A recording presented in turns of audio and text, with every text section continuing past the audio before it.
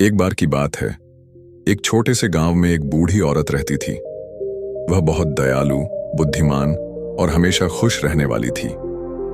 गांव के लोग उससे बहुत प्यार करते थे। वे अक्सर सलाह लेने या अपनी समस्याओं के बारे में बात करने के लिए उसके पास आते थे।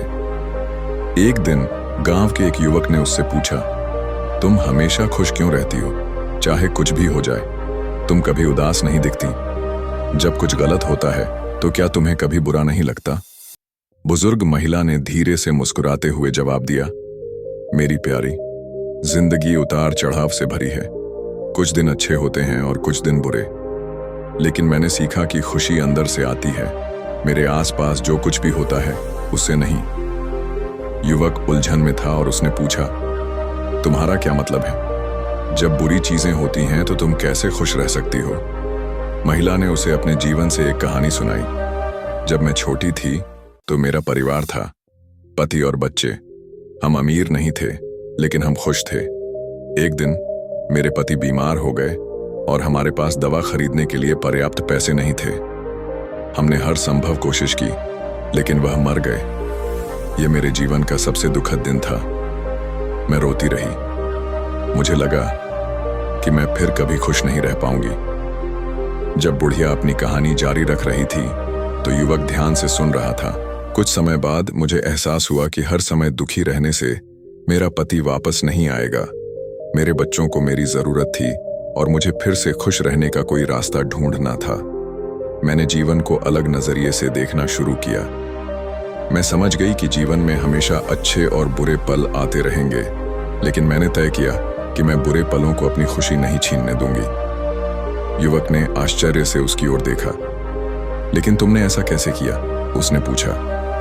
बूढ़ी औरत मुस्कुराई और बोली, हर सुबह जब मैं उठती हूं तो खुद से कहती हूं, आज एक नया दिन है और मैं खुश होने के लिए कुछ न कुछ ढूंढूंगी। कुछ दिन दूसरों से ज्यादा मुश्किल होते हैं, लेकिन मैं हमेशा कुछ न कुछ ढूंढ ही लेती हूं, चाहे वह छोटा ही क्यों न हो। शायद सूरज चमक रहा हो, शायद कोई फूल खिल रहा हो, या शायद मुझे कोई दोस्त दिख गया हो। हमेशा कुछ ना कुछ ऐसा होता है जिसके लिए शुक्रगुजार होना चाहिए। युवक ने उसकी कही बात पर विचार किया। लेकिन अगर कुछ बहुत बुरा हो जाए तो क्या होगा? फिर भी तुम खुश कैसे रह सकती हो? यह आसान नहीं है, बुढ़िया ने जवाब दिया। लेकिन मैं खुद को याद दिलाती हूं कि सब कुछ बीत जाता है। बुरा समय भी हमेशा नहीं रहेगा। जब बुरा समय आता है तो मैं खुद से कहती हूं, यह भी बीत जाएगा।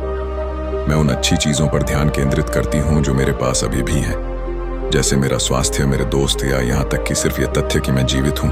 खुशी एक विकल्प है।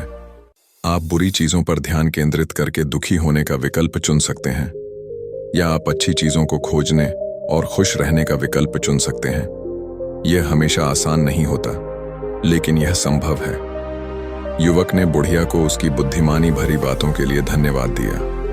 वह उसके घर से चला गया और उसकी सलाह को आजमाने का फैसला किया। उस दिन से उसने हर परिस्थिति में कुछ अच्छा खोजने की कोशिश की, बिल्कुल बुढ़िया की तरह। धीरे धीरे उसे एहसास हुआ कि उसकी जिंदगी बेहतर हो गई है, भले ही चीजें गलत हों। उसने सकारात्मक रहना और छोटी छोटी चीजों में खुशियां ढूंढना सीख लिया। बुढ़िया की कहानी पूरे गांव में फैल गई। अधिक से अधिक लोगों को यह समझ में आने लगा कि खुशी इस बात पर निर्भर नहीं करती कि आपके पास क्या है या आपके साथ क्या होता है, बल्कि इस बात पर निर्भर करती है कि आप जीवन को किस तरह देखते हैं। उन्होंने हर परिस्थिति में खुश रहना सीखा, ठीक उसी तरह जैसे कि बुद्धिमान बूढ़ी महिला ने किया था, और इसलिए गांव एक खुशहाल जगह बन गया, जिसका श्रेय उस बूढ़ी महिला को जाता है जिसने उन्हें सच्ची खुशी के सभी रहस्य सिखाए।